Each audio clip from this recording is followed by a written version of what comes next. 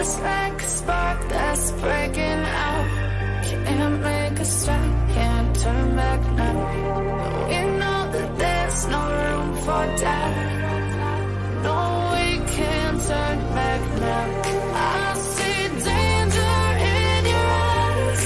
They know we'll burn down tonight. Only just like the sunrise. You know that we gonna light it up tonight. We gonna light it up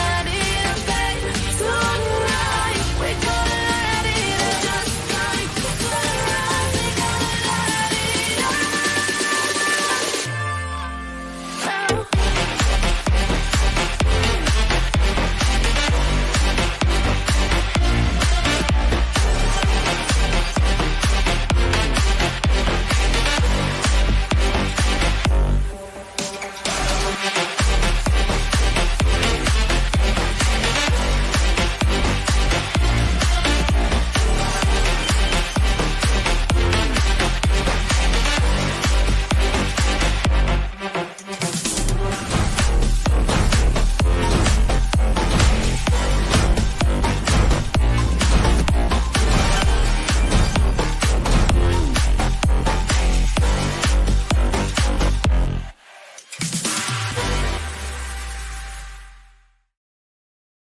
Welcome to the HVAC Guide for Homeowners live show, where we talk about all things HVAC that no one else is talking about, answering your questions live. Sometimes we are joined by other pros in the chat who might know answers to questions that I don't, which, let's be honest, that's not hard.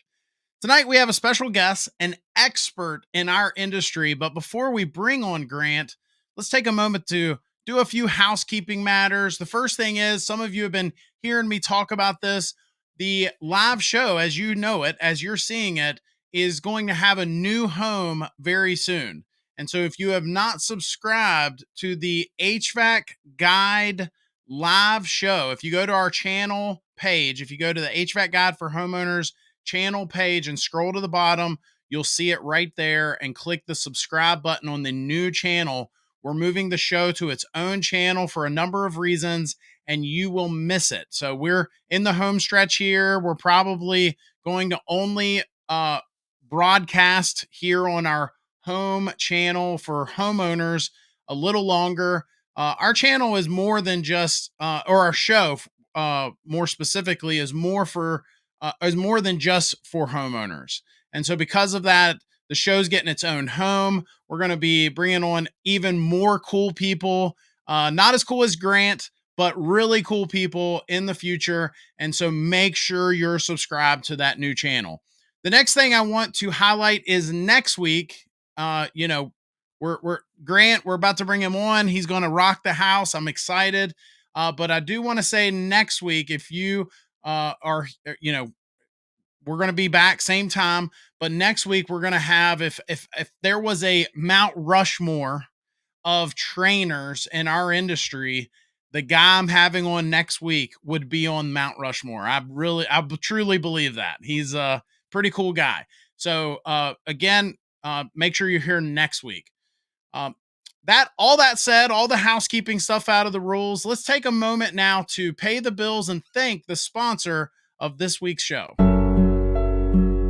I wanted to take a quick break and tell you about something I'm doing outside of educating folks on our YouTube channel. If you're a service professional of any type, you don't have to be an HVAC, I want to invite you to check out our growth groups at newhvacguide.com. They are full of other pros like you that are wanting to grow. You can share strategies, overcome challenges, and unlock your full potential with the supportive community of your peers. Learn from industry experts and proven business tactics tailored specifically for service businesses. The amount of information that I've gotten out of this has been unparalleled value.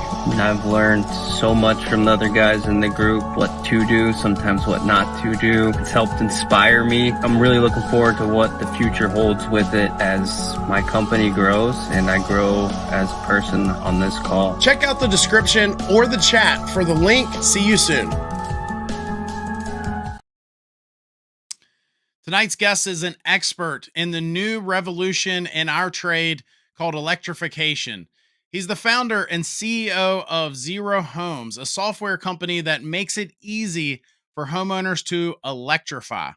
They've built a software platform that runs off of smartphones and enables homeowners to get designs and quotes for heat pumps and other electrical upgrades without an in-home visit. Grant's experience is both in general contracting, having run a GC business in Southern California, and in technology. He has 2 degrees from MIT and previously built small satellites at NASA. Obviously, he's way smarter than me. Everyone, please welcome Grant Gunnison.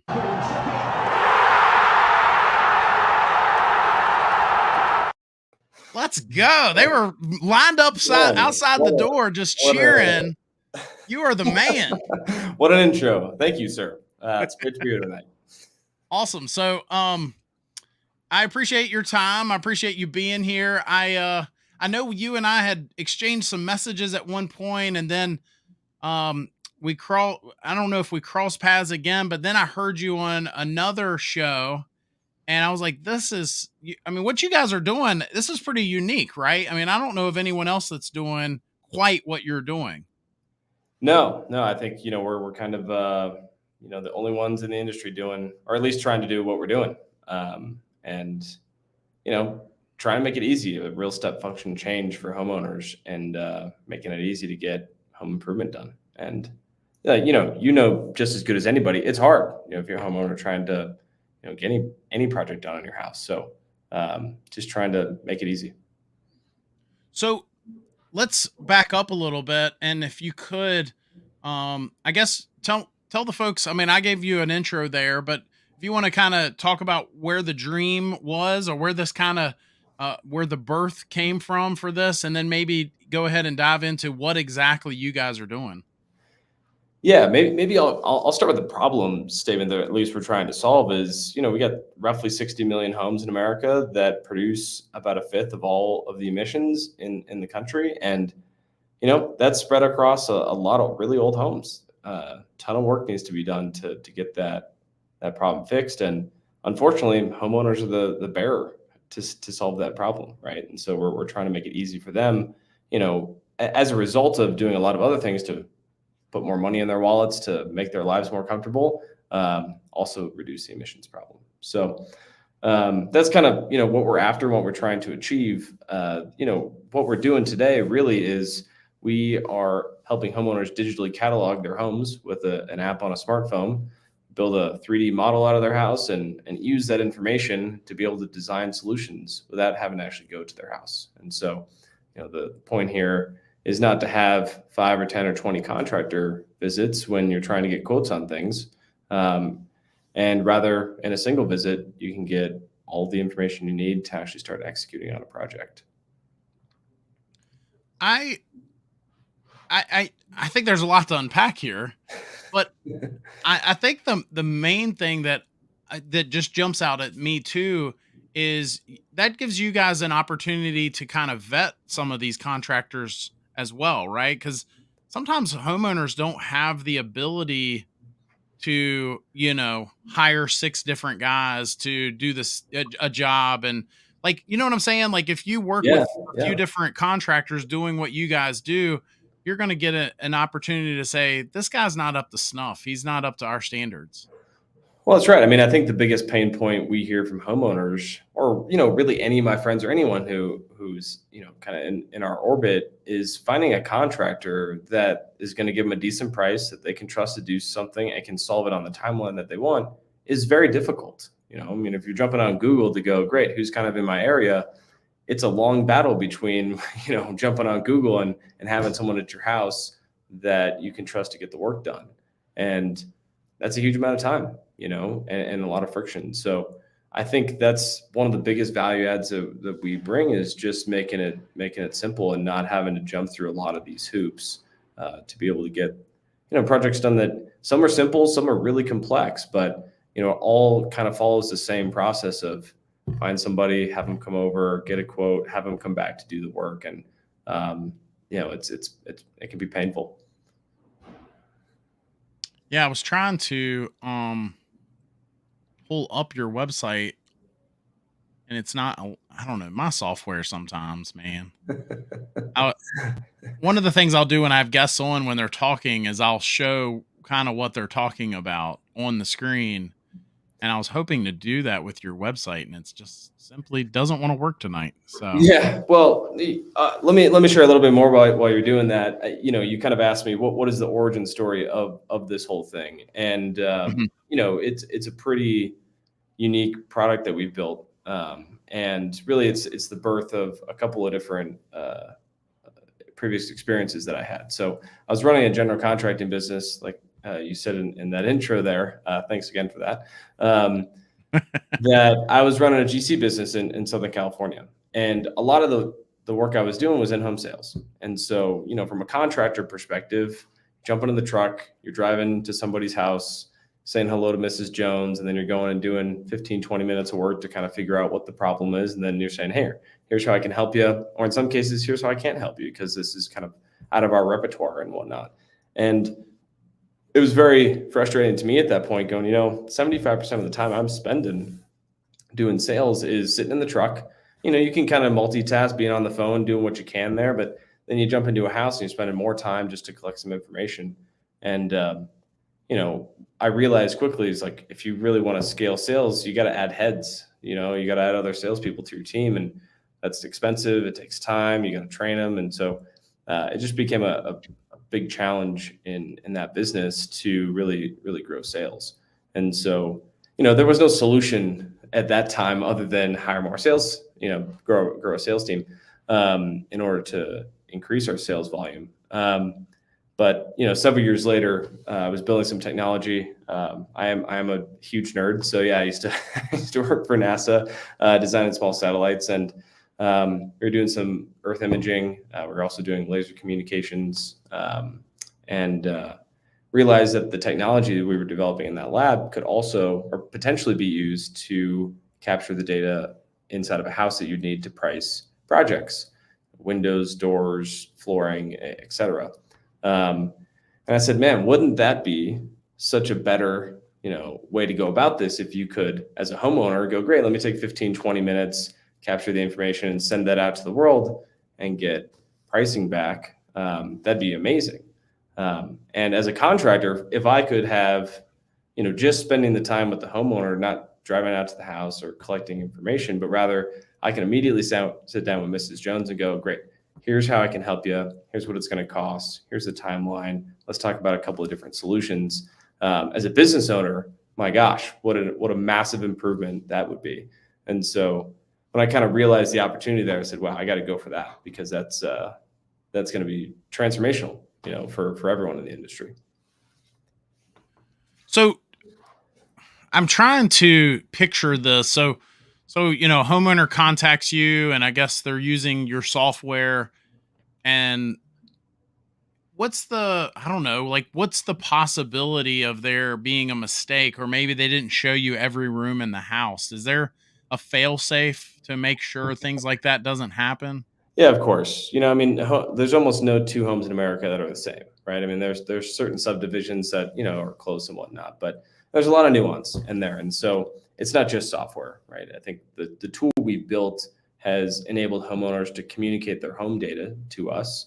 But we still need to go in and learn a few more things about their home that a homeowner doesn't have the language to communicate effectively. And that's not a finger at them. It's just, there's a lot of depth in homes. People, may not know the depth of the science and everything else that's going on in buildings. And so we need to add an expert that's going to also, grab a few more pieces of information out of that house and then have a conversation about, the homeowner's wants, needs, desires. And so we can both understand how to build a solution that's good for the home, but also that's going to foot the bill for the homeowner. Yeah. You're very salesy, Grant. This is all good stuff, but I don't know. I want to ask you like something to make you loosen up a little bit. What's some horror stories that you guys have encountered? And anything crazy out there? Well, sure. I mean, look, I've never been to a single home that we've done an installation in, which is both a pro for and a nice proof point for the technology. But that's not to say that we haven't had our challenges, right? I mean, you go do a bunch of jobs and, you're doing your best to educate contractors before they show up. Sometimes, and especially in our early days, we would have people show up and go, wait a minute, the equipment you spec, that's not gonna work, for this home. Wait a minute, we got to reschedule, we got to reorder stuff. That was kind of a few of the first things that we had to deal with. Certainly just building out a more robust quality assurance program after or even during installations to make sure that things are done properly has been a pain point as well. Charging systems and making sure systems are performing effectively. There's all sorts of things that we've certainly had to deal with.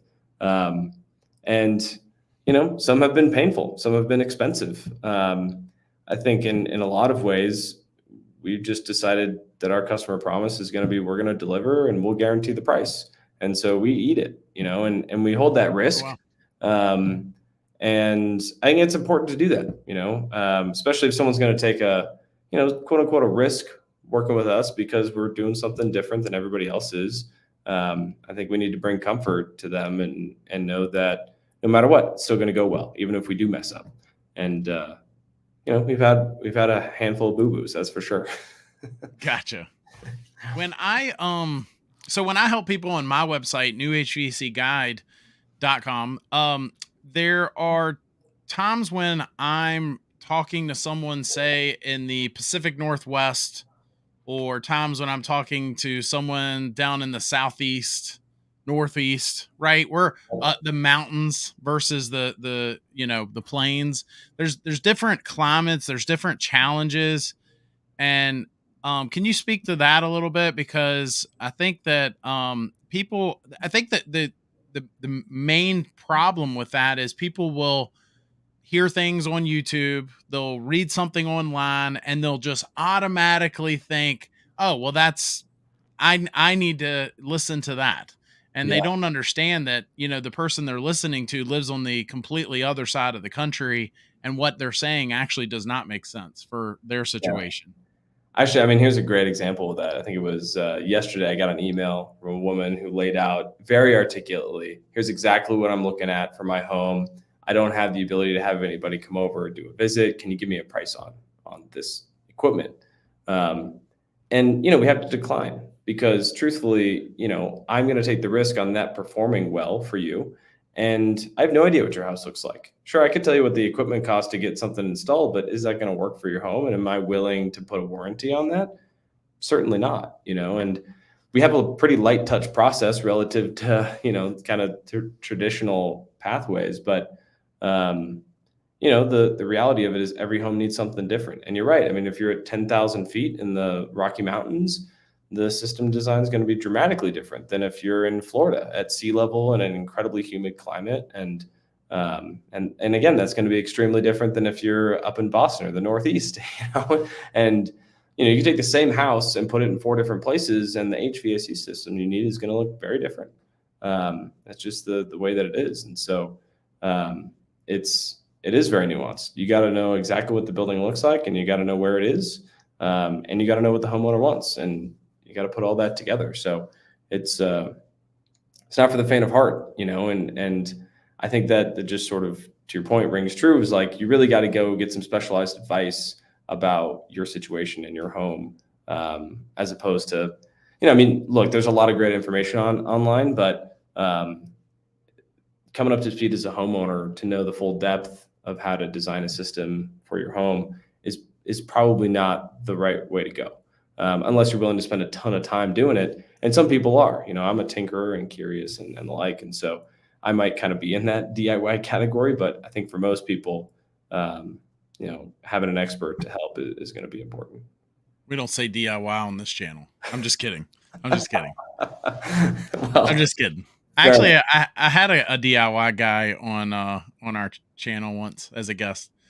No, I think that's really good. I think that, again, I think homeowners make that mistake sometimes, and it's nice to have somebody that knows what's going on. Let me ask you a question, actually. How do you approach that when you have folks all over the place that are, hey, I heard this, I think this might be a really good solution. They're jazzed up, they're ready to move on it. And you're going, actually, wait a minute, let's think about that. it can be disheartening in my experience, at least, but tell me how you handle that. Yeah, I tell you, I think that it's great what you said, as far as when homeowners are saying, well, no, I don't want it to be done the right way. I want to cut corners. I'm very black and white on that sort of stuff. There's no gray area for me. There's a right way to do things and there's a wrong way to do things. And that said, I had a friend of mine was just telling me a couple weeks ago that, and they always start out the same way. I had an employee of mine that used to say this. And so the story started out last week. I was trying to do them a favor. I was trying to help somebody out. And I remember at my company before I sold it, we almost kind of got this motto where we were like, stop doing favors. You're not helping anybody, Yeah. And anyway, the story goes, the homeowner didn't let him in a certain part of the house because I think a dog was in there, or maybe her husband was sleeping in there and he worked at night or whatever.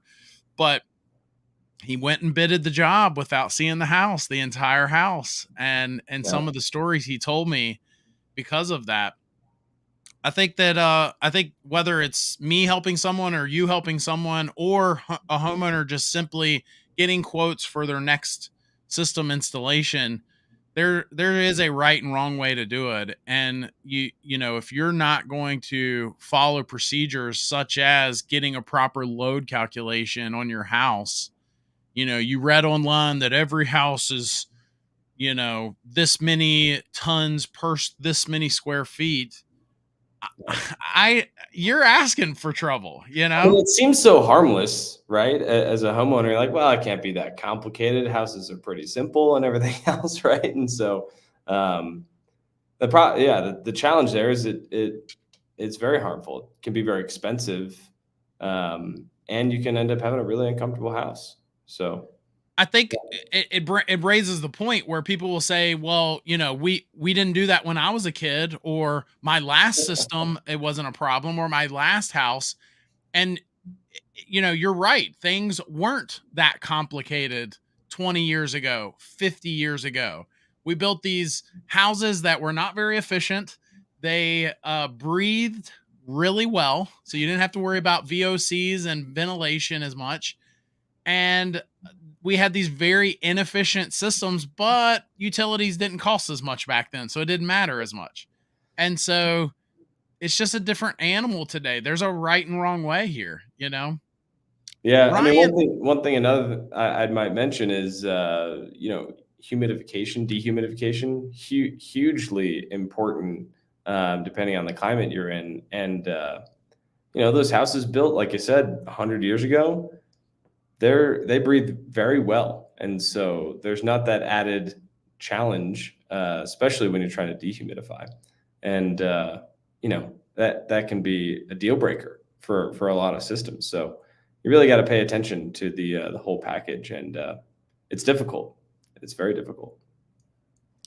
One of the folks that joins us every week, really smart cookie, Ryan, says, do you advocate for passive house or net zero? Which do you prefer, or neither?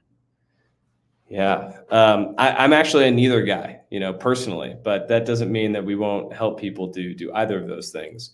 Let me explain. So, I because of our mandate internally to try to electrify and decarbonize all these homes, net zero isn't enough. Right. I mean, we're talking about absolute zero in terms of emissions. So really what that means is, insulate as much as you practically can. Passive house on a retrofit is very expensive typically. And so I advocate heavily for that on the new construction side, but it's difficult to make things pencil on the retrofit side there. Then it's electrify. So let's get rid of all the on-site combustion. So typically that's water heating, space heating, cooking, maybe clothes drying.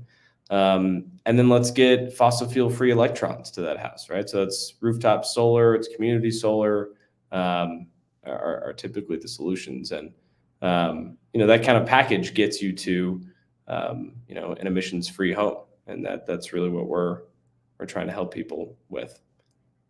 Did it finally, I think the site finally came up. Are you seeing this on your end, Grant? I am. Yeah. Okay. This computer of mine. I don't know if it's the computer, the internet, or the software. But I had a funny thing happen to me actually. I think it was also yesterday. A buddy of mine sent me a link to a site. Someone just ripped our website completely, put a different name on it, and put it up somewhere. They left our physical address and our phone number on there just the same. It's like, what does that do? Who are you trying to help there? That was pretty funny. Jeez Louise. People. No, I think that especially when you're not building a house from the ground up, some of these homes, if there's still a chronological order of things that need to be done, which is why it's so great you guys are providing this service, because sometimes homeowners don't even know where to start, right? I mean, I don't even know what the answer would be if I'm going to next year install solar on my home, but also install a heat pump system that would be super high efficient. If I don't need a heat pump system right away, which one would I go with first? As a pro, I don't even know what I would personally do. Yeah. Well, I'd have to give you the answer. It depends, as anyone would, I think, the way that I would communicate that to any homeowner is saying, look, if you're thinking about doing both, let's just size your solar system so that it would hopefully cover the energy demand of your heat pump in the future. Yeah, you might be able to buy a little extra solar today, but solar's up there for 20 plus years. So let's think about future proofing that. And or vice versa, if you really need to replace your heating system or your cooling system, let's make sure that we're thinking about all of the rest of the systems actually at the same time. And the reason I say that is there's a lot of cascading effects in doing all these upgrades to homes. In a lot of cases, it comes back to, homes may not have enough electrical capacity, or the wiring's old, or all sorts of different things. And if you think critically about how to solve that problem, you can avoid a lot of costs downstream. And so, we really try to help people understand things at the whole home level. We will help people do a project, but let's have a conversation about kind of all these systems and how they interact, so that you don't, step in a bear trap, next month or 2 years from now, which is unfortunately so easy to do because there's just so much nuance in every home. Yeah. So Emery, another one of our folks that joins us, I think pretty much every week, is asking a question. I'll let you speak to it if you'd like, or I can, come at it from my side of it. But Emery says, why is it that an oversized system won't remove humidity? Yep. It's a great one. So, oftentimes if your system is oversized, it kind of does this bang, bang, like I'm going to push a lot of cold air or hot air into your house at one time. And then the set point of your thermostat will get reached and it'll go, great, I'm all set. So let's turn off for a while. And you have this really high temperature swing up and down, up and down. The problem with that is to remove humidity, you kind of want a nice, stable, airflow in the house constantly, and you can dehumidify as you're pushing airflow through the house. But without having it on constantly, it's really difficult to dehumidify. So, if you size the system properly and it's not pushing so hard and then turn it off all the time, then you'll be able to remove that humidity. Which is all to say, sizing your system is super important to drive comfort. And doing the ballpark thing or the square footage thing, or whatever the thing is that someone might say to you, I would push heavily against that and do it right. Spend the time to design the system to the home and to the climate. Yeah, I think for me, we could get, this topic alone could get pretty technical when we start talking about dew point and latent capabilities, and of course today's technologies with inverter systems. But I think ultimately, just to back up a little bit, if we were talking about a single stage system, first of all, the question is, why won't an oversized system remove humidity? It will. It will remove a little. Yeah, Um, well, that's but true. ultimately, will it remove enough? Right. And so the answer becomes no, it just simply won't. And the question becomes why? And the answer is when you oversize a system, it will reach temperature quickly, it will run, but it simply won't run long enough. It needs to run longer to remove more humidity. And so, a properly sized system on a really hot day is going to run longer. I mean, just honestly, I mean, homeowners might not like hearing that. They might say, well, I want to oversize it and I want that thing to cool my house down and I want it to shut off as quickly as possible. And then what they don't understand is because they've oversized that system, now they're opening the door to an array of issues such as walls sweating. You got these hot walls and this, imagine just a puff of cold air coming into that room. Well, what do windows do? What does your windshield do when hot meets cold, right?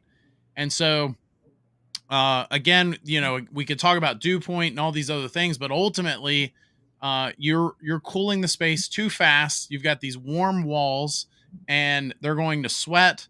And that's not talking about all the other nooks and crannies of your home, such as closets and other parts of the home that, that then you start seeing the big mold, the M word, mold, right? So Well, I have to, it's also pretty classic too. The first real hot day of the year, people crank their thermostat down as low as it will go, and you get ice buildup. You get all sorts of challenges, and it's best to kind of leave that guy on auto, let it do its thing, and get it properly sized, and it'll take care of you. Absolutely. Good question though. So, what do you think first of all, how long has Zero Homes been around? About 3 years, really operational nice. for the past, 18 months or so. We're building some software, for the, good and we still are building a lot of software, but, we were just serving a real small trickle of customers the first couple of years. So. Nice. And have y'all had any like really cool success stories? Like, have you had any homeowners that, are just super pumped afterwards? Well, yeah, totally. I mean, I think one of the coolest things about what we're doing is we can help people everywhere, right? And in some of the most remote places in the country where, frankly, there is very little help, and people are trying to figure out how to, weatherize their house, decarbonize their house, just make it more comfortable, reduce their bills. I mean, there's all sorts of things that people will come to us for. The challenge is in their local area, there might be almost no expertise to get educated on that stuff. And so, we're able to sort of beam in the expertise. Both our advisors can, speak confidently about a lot of the challenges that homeowners face. And we don't have to go there. So that's a really cool capability, and that we can really help anybody anywhere understand how to solve the problems that they have. And something that I hope we're going to be able to really scale up. And so, we're doing a project in some of the most rural parts of Colorado, out in the San Luis Valley, Gunnison, Mountain View, where, even for a contractor to go serve someone, it's an hour and a half drive one way, right? And so how often are they actually going to go out there to go look around and spec a system out and whatnot? I mean, it eats half their day to do that. And so the homeowners have really little access to the help. And so anyways, I'm backing into a specific story here, but I kind of want to set the context. So we've been running this program now. It's called the Electrify and Save program for the last several months. And one of the first customers we went to go help, they live in a 2-story roundhouse, very remote part of the country at about 8,000 feet in elevation. It has single direct vented furnace on the first floor, no heating system on the second floor. In the middle of winter, it gets down to negative 20 degrees Fahrenheit there. And so, for about 2.5 months out of the year, they would lose access to about half the house. And that's brutal. Who wants to deal with that? And it's also expensive to run that house. They're running on propane. They're paying $4 or $5 a gallon for propane. And so one of the cool kind of stories I've been able to tell some folks is we were able to get that person a quote without going to the house for a system that would heat and cool the entire home. And with the financing through this program, they were going to be able to pay nothing down for it. And even after financing the systems, because their existing bills are so high, they're going to save about $400 a year. And so that's like a unbelievable win, right? I mean, Yep. That person came into the program in the lowest income tax bracket. And so you think about the opportunity for that person saying, look, we're making it accessible to get the help that you need. We're making it affordable to get, a massive comfort improvement in your home. And we made it affordable for someone who is not going to be able to pay for really any upgrades to their house. And so that to me is like, that's the only work I want to do. Josh, let's go do 100,000 homes like that. I mean, I would be over the moon about being able to bring those solutions to folks. And so we are, that's what we're doing. I mean, we're working really hard at helping low-income residents figure out how to, make these really impactful home improvements and make them affordable. It's almost like, when you look at things like solar and a really efficient heating and air system, those sorts of things are the types of things that folks that can't afford it would really, really benefit from, right? It reminds me of a lot of other situations where it's like, if they could, when somebody like you does figure that out for them and they do get that luxury, if you will, because so many folks consider comfort or, electricity a luxury.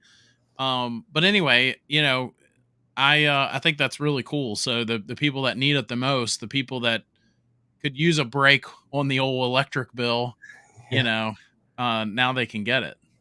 Well, it's pretty cool to be able to deliver that. Honestly, I think that segment of the market has really been ignored in a lot of ways because contractors can't figure out how to make money serving that customer base, and so those homeowners get ignored. And frankly, they're pretty structurally locked out from having the finances to be able to afford some of these things. And so you end up in scenarios where someone doesn't have heat in half their house. I mean, it's debilitating. And so, it's really a pretty cool opportunity to be able to go do the kind of work that we're doing.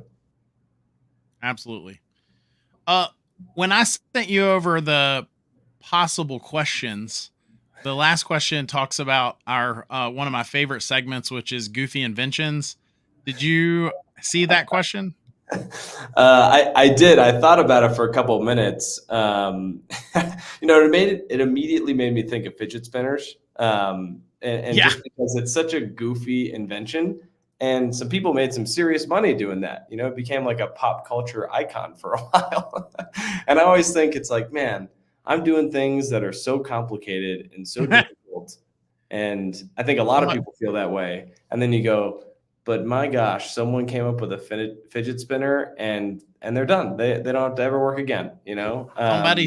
Somebody sewed sleeves to a blanket and called it the Snuggie, and now they're a multimillionaire. There you go. And you know what? I think the reality of it is the simplest ideas and often are the best ideas. So don't tell me what it is if you have one, but did you think of one?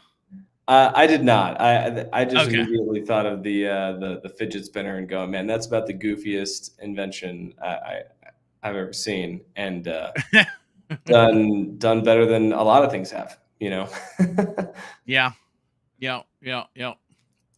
Let's see. Ryan is loading us up with some questions. Do you factor in the outside environment in your calculations? I'm assuming the load calculations, things like tree coverage and shading, direction of windows and the sun, etc. Yeah. So we'll get nerdy for a second, So yeah, if you're going to do proper load calculations for a house, there's a procedure for that the Air Conditioning Contractors of America have come up with, and it's called the Manual J. And that Manual J is a book. I mean, it is a physical manual, but it is also done manually. It's kind of the joke is that it takes so much time to do them that most people don't. And it takes everything into account, from the types of walls and windows you have, types of insulation, where that home is, also, its orientation. So you have a lot of west and east facing windows or north and south facing windows. And there's hundreds of pieces of information that you need to actually put into properly do a load calculation. And so, we're working on getting our ACA certification for our software actively, so that, we can kind of stand behind them having vouched for us that what we do, is up to industry standard. And it's not for the faint of heart, to be able to get that done at all. But then secondarily, with the constraint that you can't ever go to the house, and so we built a pretty cool system to be able to pull out, information accurately enough to be able to confidently deliver load calculations, both from all the information we capture inside the house as well as all the information we capture outside of the house. And actually, it happened this morning, so I can now tell officially the Department of Energy did a pilot study with us on the accuracy of the information that we are collecting via our app, and said that it was accurate enough to participate in the Home Energy Score program. And so, nice. There's a lot left to do there, but that's a big deal, because in not so many words, it's basically saying, we're able to capture information just as well as sending a person to the house. And that's a big deal. If we can really stand behind that to say we can really help people all over the country, that's going to be massively impactful. So a mentor of mine used to tell me to never ask a question that you don't already know the answer to, because then you won't know where the discussion's going to go. But I'm going to ask a question. But you're going to do it anyways. I'm going to do it anyway. All right. My question is, so with your software, as far, specifically when it pertains to the manual J calculation or load calculation, whatever you want to call it, does your software, do y'all almost kind of do it for them, or do you provide the homeowner the tools to do it themselves? Yeah. No. So we don't ask the homeowner to do that. We're not going to put that burden on them. They don't really have the expertise to do that. So we're really asking them to capture a bunch of raw information from their house. I mean, it's just as simple as, taking photos of a bunch of your appliances and the outside of your house, all sorts of things in your home. They do a video walkthrough of their house, which there's a kind of cool picture on our website. You can actually see a mesh, appear on the walls. We're creating a 3D model of the home while we're doing that. And then, to get nerdy, and then we calibrate that model with their utility bills, so they can authorize their utility bills to be sent to us directly through the app. And we take all of that into properly, do a manual J. And it is our internal advisors that then, take that information. Most of it's automatically processed, but there's some additional steps that need to be done by our advisors. And so that's done by folks that are highly trained to get that done properly.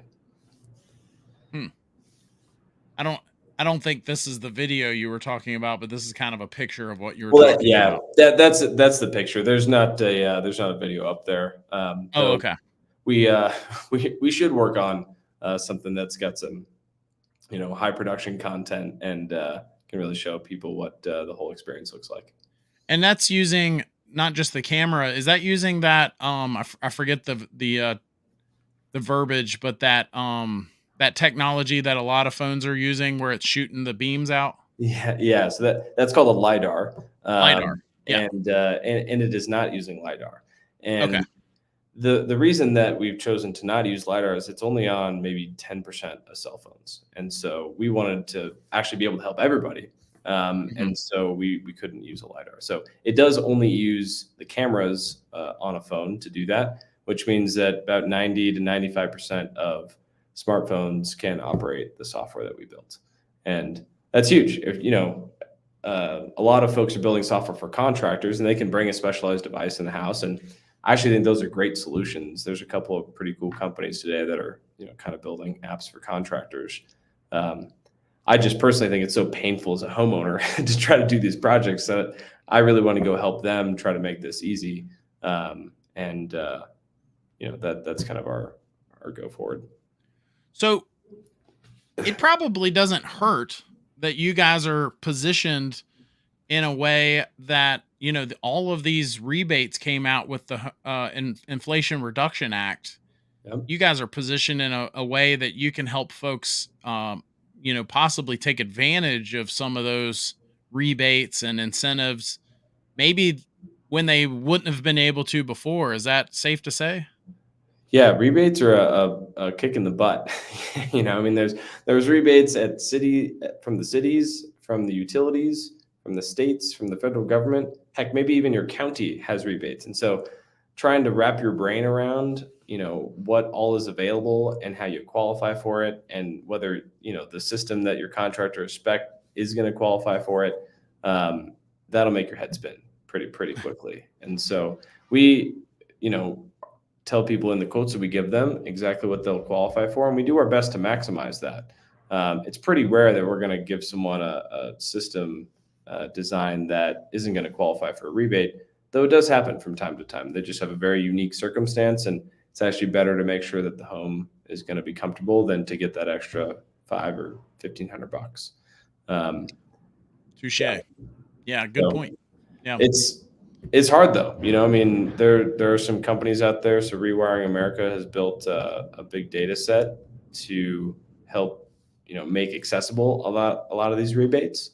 So people know what is available, but each one of them has, from 1 to 10 qualifications. And so actually being able to validate that, the quote that you provided to someone is going to qualify as its own separate challenge. So that is one challenge for us, kind of trying to work nationally. Today, we're really kind of operating in 4 areas. And as we kind of grow to new areas, you got to do a lot of work to make sure you're up to snuff on what all those rebates are and how you qualify for them. There's a lot of startup work to kind of make that happen. So you guys do so much. I know we focused on the heating and air side of things just because, that's my nature, I guess. But you guys do solar and the electrical, and then the EV charging and all the different things that you guys will help folks with. Do you find yourself sometimes, a homeowner contacts you and they're about to replace their heating and air system or possibly get solar, and you almost kind of open the door to a few of the other options while you're there, while we're at it, have you considered this? Well, so I think that's actually one of the big value adds. Is the first piece of software we built was really to help people understand what all the opportunities are. And so, if you're on the website, there's a link on there to look at a plan that we've kind of put together. And so we take all the information we get from the house, we plug that into our software, and we can make lots of different recommendations for folks on what those opportunities look like. And so, it's kind of those 7 different buckets there at the top on that drawing, but that link there should open up a tab where you can kind of look at. There's about a 7 or 8 page PDF in there. We're working on kind of getting away from PDFs. I might say they're a little stale, but the whole point come is on, don't be so hard on PDFs. fair enough. But the point is that homes are complicated, and when someone brings a problem to us, like, oh my gosh, my bills last year were $5,000 to operate my home. Like, well, what is the solution? I mean, it could be weatherization. It could be you got a really inefficient appliance. It could be you're leaving the windows open. I mean, who knows, right? And so we want to be able to have the breadth to sort of address any of those things and be able to help them really solve the problem that they have. It's pretty uncommon for someone to come to us to say, hey, I have a broken XYZ, broken water heater, and I need it replaced. The homeowner mental model for, dang, I got a broken water heater is, I better get a plumber over here as fast as I possibly can. Right. And so that is, that's not typically a call we get, is they're not looking for us to help them with electrification at that point. Though I do think if we want to really make a huge dent in this market and really transition the market, that we need to be able to solve for that customer. Right. And I think we have the opportunity to do that. In 15 minutes on a video call, we can quote someone a new heat pump water heater. You don't ever have to go to the house. You can install it next day, and there's nothing keeping you from doing that effectively. We did run a pilot to do just that, and it went very well. And so we're working on doubling down on that, and just trying to build a simpler process for people so they don't have to spend hours and hours pulling their metaphorical hair out, if I had any. I think it's cool too. I think I'm showing the report. And I think it's cool that this almost allows people to kind of almost plan for the future as well, budget, plan for the future a little bit. And, maybe they might not get X, Y, and Z today, but they might get X and Y. And then, a couple years later, get Z, Yeah. I mean, that was really an intended purpose to begin with, is to say, look, here's kind of all the opportunities you have. Here's what really makes sense today, both because of your budget and your needs. But look, there's more, and let's talk about what that might look like in the future, so that you're aware, and also aware of, not just the thing to do, but the value it can bring as well. So just trying to educate people in the process of doing whatever project they think they need to do today about, kind of the other opportunities that they might have available. Yeah. Yeah. Very cool. When it comes to those other sectors, cause I know very little about some of those other sectors. Is there anything that you'd like to share? Like anything surprising, maybe, cause, we talked about heating and air and how the first 5 steps, there should be a load calculation in there, making sure things are done right. Is that ever something that you see with some, maybe solar or EV charging, that, people are throwing mud on the wall and they probably shouldn't? Yeah. I mean, a classic one, right, is upgrading your electrical panel. It's like one of the more expensive projects to do that feels like it adds no value to somebody's life, right? It's like, why do I want to upgrade this electrical box? Only because it's a barrier to actually getting the one project done that you want to get done, typically, right? And they're not cheap. It can be anywhere from $1,500 to $10,000. Or, I mean, honestly, in the PG&E territory, if you have to do a service upgrade, you might be looking at $25,000, which is quickly a deal breaker. So that new water heater you wanted, that's not happening. And I think unfortunately for a lot of electrical contractors, it's really easy for them to say, oh, hey, you need to do a breaker box upgrade or a panel upgrade. That's a nice ticket for them. It's a $4,000 or $5,000 to $6,000 sale. Homeowners may not need to do that. Sometimes there are less expensive options. And so, we sort of take it upon ourselves to do a little bit of what I'll call, solving the puzzle for them to figure out, well, what is the right electrical design to actually do all of these projects? And can we avoid that $4,000 to $6,000 or $10,000 expense? Takes a little bit of time to sharpen your pencil on that, but there's a national electric code standard called 220.83 that we follow to actually go do that. You pull in all the appliances, you figure out how much load is available in the panel, and then from that you can actually design what the electrical system needs to look like to support all these new appliances. And I think often we find that we're able to avoid that expense, which is, it's meaningful. $2,000 to $4,000 or $6,000 for someone's a meaningful amount of money. Yeah. Very cool. I think that, with everything changing in our industry, so I can't speak for those other sectors, but, with HVAC, it's one of the reasons I think people will tune in to see this fat face every now and then, because the industry is changing. I mean, it's just crazy how much it's changing on a yearly, if not monthly basis. When I first got in this industry, I learned how to fix air conditioners using technology that had been around for decades and still did not change for another decade or two. And then fast forward to about 5 years ago or so, it's like things are just rapidly changing quickly. And so to have, you guys, it's one of the reasons folks sign up for our website. It's probably one of the reasons they take comfort in what you guys are doing, knowing that, if you don't know, you don't know.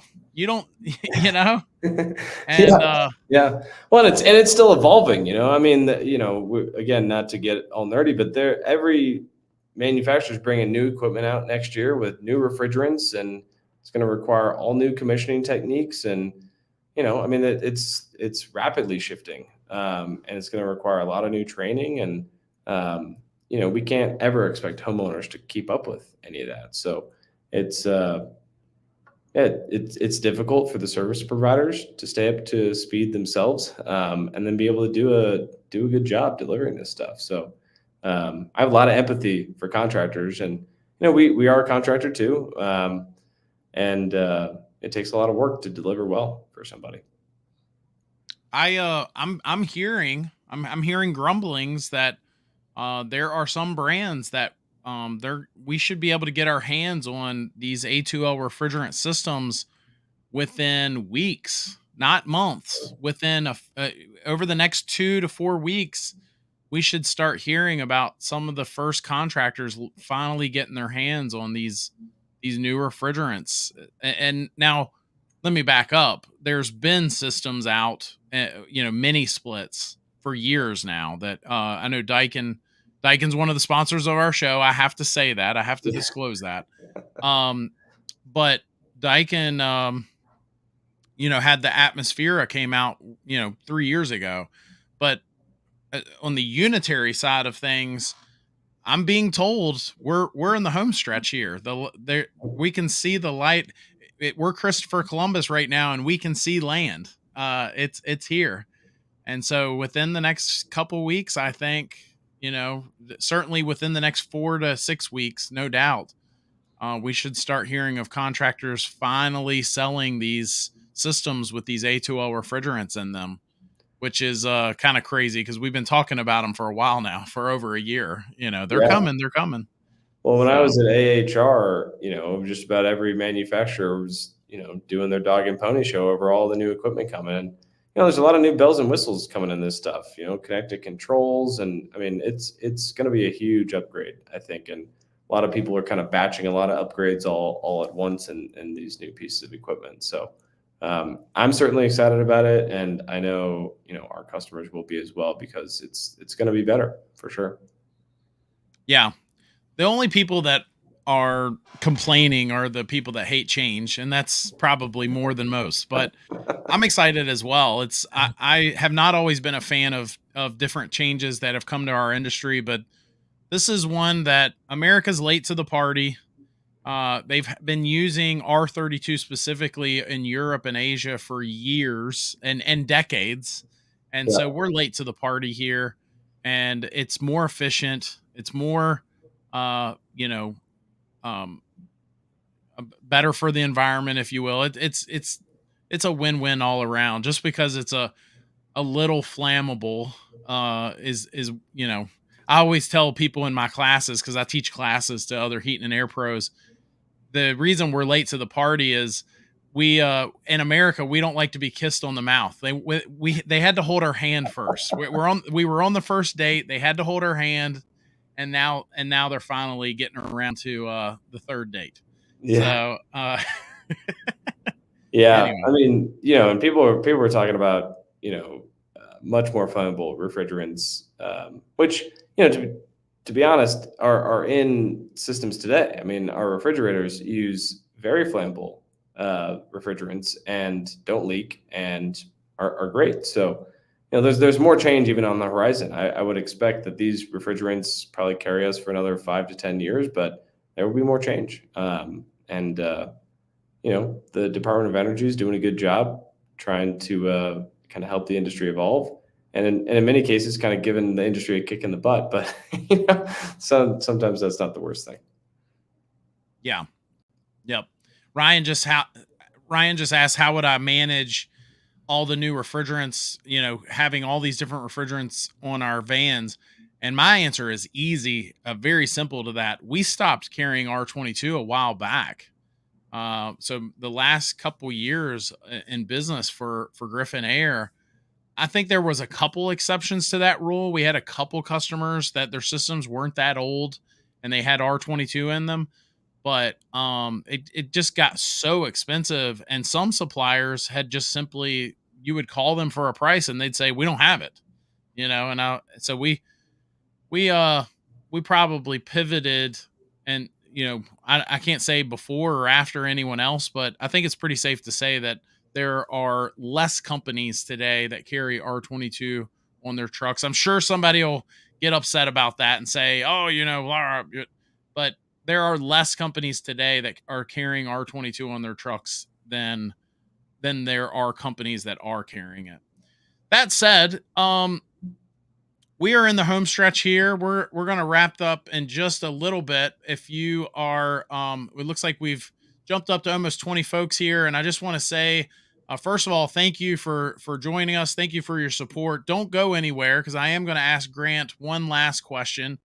But again, I wanted to highlight the fact that we are moving the channel, the live show, to its own channel. So make sure you're subscribed to the HVAC God live show YouTube channel. But also next week we are having Ty Brannaman, who is, again, if there was a Mount Rushmore of trainers in our industry, Ty would probably be on it. So I'm excited to have him on our show. That said, we all know there's some bad apples out there, right, Grant? There's some bad apples in our industry. They make us all look bad. And so we've talked about them on our show. We've done YouTube videos on them. That said, if you know a good apple, if you know of a good company, and I don't care if they're an electrical, plumbing, heating and air, if you know a good apple, share their name, show them some love. You never know, somebody in your area might see your message. So drop their name and where they're located in the nation in the chat. So sure. Happy to do that. Oh, you got a few you're going to drop? Nice. Yeah, why not? I mean, we work with a whole bunch of contractors. So actually, you know what? I don't know if I have comment rights in here. Join the chat. Oh, if you're not, yeah, you should be able to connect my YouTube here. Yeah, I mean, we spend a bunch of time with contractors, and I'm proud of the partners that we have. So yeah, of course, happy to comment. Okay, awesome. Well, while you're doing that, and while everyone else is dropping all those good apples in the chat, I will lay our last question of the night on you. Okay. And that is, mom's in the market for a heating and air system. She's about to make a big decision. She's about to spend a whole bunch of money. What advice are you giving mom? Yeah, let's see. What advice am I giving mom? Be really clear about the goals that you have. I think maybe is the first piece. I would say if you have a friend in the industry or someone who's worked with a good contractor that they liked, definitely talk to them. It's really hard to find good contractors, so that's going to be really helpful. More than anything, just to pump yourself full of confidence that this is going to be, a good expenditure for you, and then just really communicate with your contractor to talk through all the pieces. They're there to be helpful, those are the pieces I would say. Just be communicative. Make sure to get some referrals to someone that you like, and go for it. Get a heat pump, and that not for our sake, but they're much more efficient, much more comfortable. Awesome. Good enough. You actually gave me an idea. I've got a few friends that I was like, you know what? I'm going to go ahead and throw a few folks in there as well. So, but anyway, as always, guys, Grant, you got any parting words? We're going to exit stage left in just a moment. You got anything else you want to just Just throw out there? thanks for having me on. I love this channel. I love what you guys are doing, and there aren't very many people out there trying to help homeowners, navigate this pretty challenging ecosystem. And so I just appreciate you taking the time to do exactly that. Thank you. It's great Appreciate stuff. that. Yeah, tell me more about my eyes. Don't go anywhere. That said, guys, again, we'll be back next week. As always, every Tuesday night, 8:30 p.m. Eastern Standard Time, 5:30 p.m. Pacific. Find out what that time is in your time zone, and we will be here live. Again, we've got Ty next week. Make sure you're here. That said, make it a great week, and we will see you then.